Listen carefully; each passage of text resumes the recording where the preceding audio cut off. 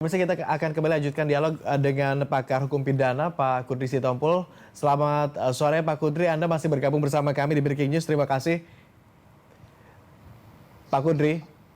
Ya, Ya, sidang berikutnya ini agenda pembacaan vonis untuk terdakwa Putri Chandrawati. Jika tadi pembacaan vonis yang diputuskan hakim, ya ini hukuman mati untuk Verdi Sambo, cukup mengejutkan. Tadi seperti kita dengar pernyataan dari rekan kami di lapangan, begitu banyak yang kemudian bersorak atau riuh di suasana PN Jakarta Selatan. Tetapi bagaimana dengan kira-kira vonis yang akan disampaikan untuk Putri Chandrawati?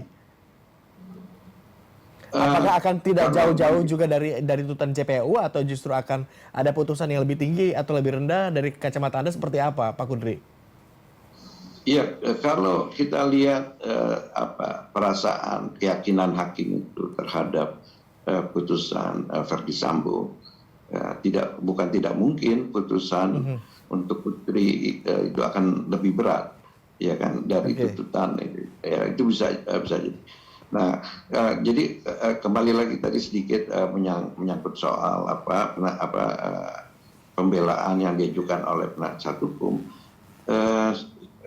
Yang mungkin ini risiko yang diambil oleh penasihat hukum tidak menasehati kliennya untuk berterus terang, tapi kan kita lihat ya, baik dari keterangan itu kita bisa lihat tadi ada hakim menyatakan bahwa hal yang memberatkan terdakwa itu tidak berterus terang dan berbelit-belit gitu.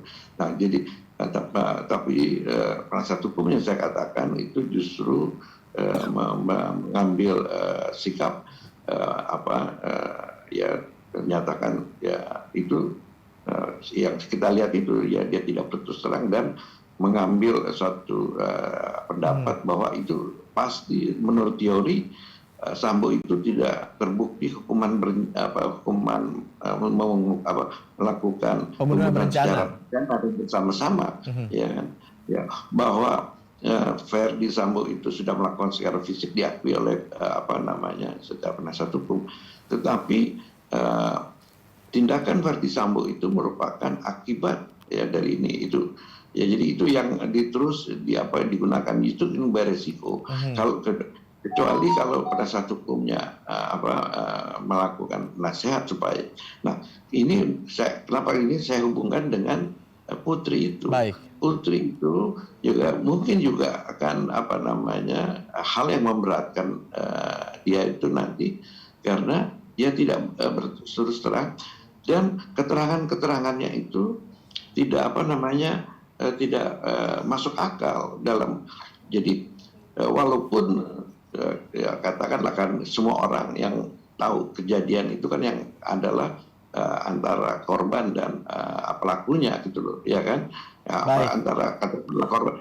Jadi kan yang tahu mereka berdua apa yang sebenarnya, tapi penjelasan keterangan itu Putri itu tidak masuk akal. Begitu juga bias begitu Pak Kudri ya. Iya.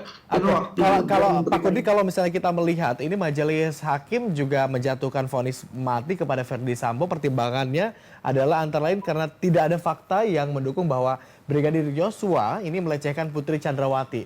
Tidak ada fakta yang mendukung bahwa Putri Chandrawati mengalami gangguan pasca trauma akibat pelecehan seksual. Apakah pertimbangan ini juga kemudian akan menjadi pertimbangan juga dalam putusan Putri Chandrawati dalam vonisnya di agenda sidang berikutnya? Halo? Iya. Ya, jadi begini, ini kan majelis hakimnya sama. Kalau misalnya majelis hakimnya berbeda, mungkin itu bisa terjadi perbedaan rasanya. Tapi karena majelis hakimnya sama, saya kira secara ini akan linear gitu ya, akan sama gitu ya. Dan kemungkinan hukuman Putri itu akan lebih dari tuntutan jaksa penuntut. Dan itu pun ya kemarin ketika saya ditanya media, saya kira hakim itu akan memutus sama dengan tuntutan ini, karena umumnya hakim itu memutus lebih ringan dari tuntutan. Tetapi dalam beberapa kasus, ya seperti dalam salah satu kasus ini, itu adalah lebih memberatkan. Dan satu hal lagi yang perlu diingatkan bahwa putusan vonis mati, putusan hukuman mati terhadap petinggi polisi yang masih aktif, ini baru pertama kali. Ya baru pertama kali ada katakanlah petinggi, ya, pejabat, katakanlah perwira tinggi, jenderal berbintang 2, ya kan? Itu Artinya, Pak Kudri, aktif, ya. artinya besar kemungkinan bahwa vonis terhadap Putri Chandrawati ini juga akan lebih tinggi dari 8 tahun, lebih tinggi dari apa yang dituntutkan oleh jaksa penuntut umum sebelumnya. Saya kira akan begitu ya, karena kita mengikuti keyakinan hakim itu, ya kan, ada rasa keadilan yang keterlaluan yang dilakukan oleh pelaku di sini gitu ya, para pihak yang terlibat yang situ ya, ada suatu peristiwa yang dianggap luar biasa ya, bahwa yang mestinya secara umum itu tidak dilakukan oleh orang ya, apalagi polisi dan keluarga polisi ini yang yang membuat hakim itu akan merasakan rasakan. Dan mungkin putusan hakim itu kan mempunyai tujuan juga selain untuk memberikan hukuman terhadap pelaku, untuk memberikan pelajaran kepada institusi-institusi polisi gitu. Dan saya kira ini putusan baik ya untuk dijadikan acuan ya, bukan hanya karena hukumannya. Saya kira kalau kita mengikuti pertimbangan hakim, ini saya kira baik ya, ini saya kira salah satu putusan yang baik ya untuk dijadikan acuan ya. Jadi kembali lagi, putusan ini semata-mata bukan hanya ditujukan kepada pelakunya ini, tetapi juga kepada pihak-pihak lain di dalam institusi kepolisian. Saya kira ini ya baik ya putusan. Pak Kudri, tetapi kalau kita melihat bahwa seakan-akan majelis hakim mengesampingkan kisah ada pelecehan seksual begitu yang dialami oleh Putri Chandrawati, sementara pelecehan ini juga menjadi dasar atau menjadi motif tindakan pembunuhan berencana dilakukan oleh Verdi Sambo, CS begitu. Apakah kemudian di sini juga Anda melihat bahwa motif sudah tidak penting lagi di dalam penetapan vonis ini? Loh, bukan.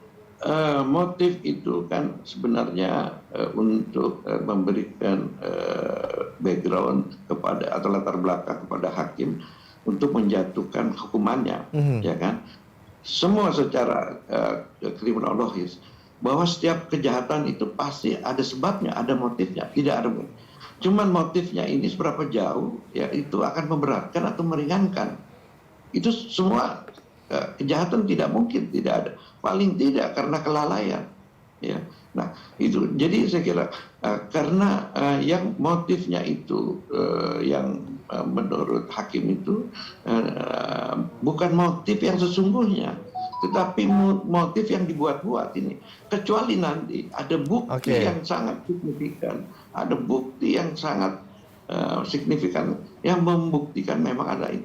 Selama itu belum tidak ada bukti yang signifikan, ya saya kira hakim, baik hakim tinggi maupun hakim agung akan ini kan.